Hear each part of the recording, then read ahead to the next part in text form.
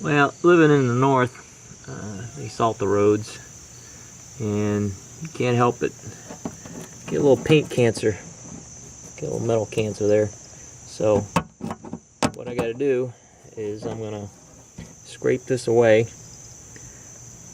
put some rust remover on it, and treat it with some spot paint, some spray paint. Alright, I'm going to just use some of this painter's tape to mask off the area. That way, if I get a little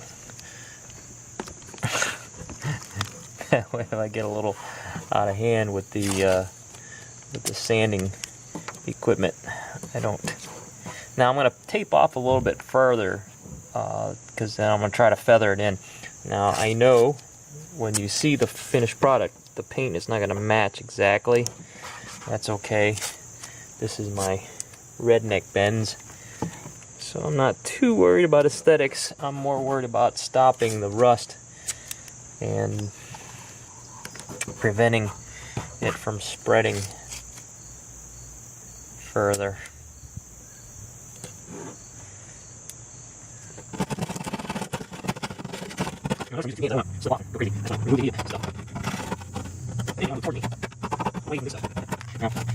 I will say this is not an ideal situation. This is how I'm going to stop it with. As you can see, it is swing.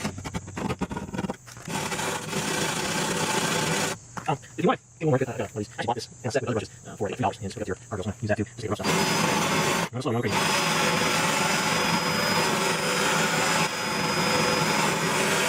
Okay, I got the majority of it off, but you can still see it's pretty rough even after the brushing.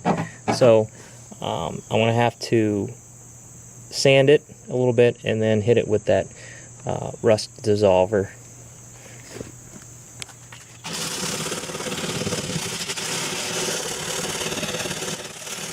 Okay, I got it sanded down best I could by hand. You can see it's all one color now, and the paint's pretty durable. I mean, I'm sanding directly on the paint, just to kind of feather it out a little bit. But now it's time for the rust dissolver, and it's a kind of a pink gel-like substance. So I'm just gonna get in there, and then the instructions are to leave it sit for about 10 minutes. So that's what I'll do. I'll leave it set for 10 minutes.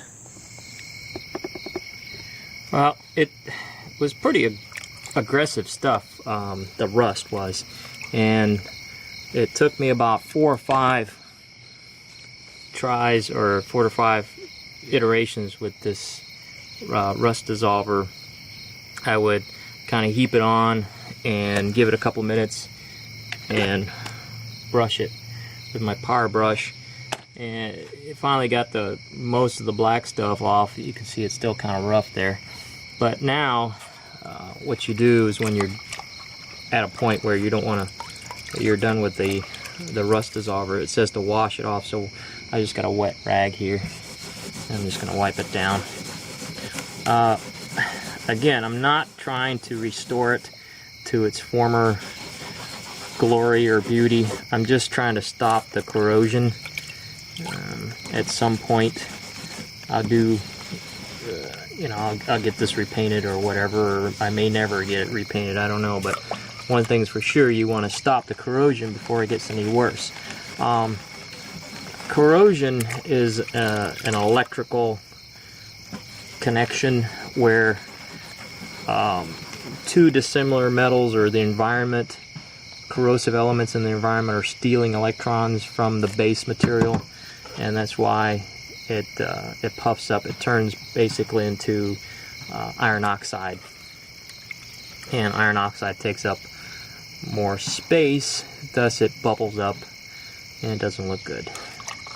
And if it's left untreated, it'll just keep corroding. And so what I'm doing is I'm just stopping the electron transfer between the environment and the base metal, and I'm doing that by first removing as much of the corrosive or the corroded material as possible, because that in and of itself is a different material. Now iron oxide is more stable than steel, so it's done robbing electrons, basically. But if I leave the bare metal unprotected into the environment, then the oxygen in the environment will steal electrons from the bare metal, and the corrosion will continue to happen. Then, of course, that's why you paint vehicles or anything that's made out of metal, and that's why bare metal rusts, because of the oxygen in the air. So now what I'll do is I've feathered it out. You can see the white ring around. Let's see. I don't know if you can see that, but there's a white ring around the bare metal white ring, and then the red paint. And that white ring is the primer. So what I did was I feathered it back just enough to show that primer, to make sure that that primer is intact, meaning I got the extent of the corrosion sanded away. So now what I'm going to do is I'm going to dry it off and just hit it with some touch-up paint. This touch-up paint here. So that's what I'll do next. Alright, this is what it looks like, kind of. There's the side of the car there, and I just put some newspaper masking around the hole. And what I actually did was I retaped it, and I taped about a 1/4 inch away from where it was sanded. That way I'm going to come back with some solvent and just feather it in a little bit, and not show the places where I sanded. So it's not going to be perfect. Well, I'm not after perfect, I'm just stopping the corrosion.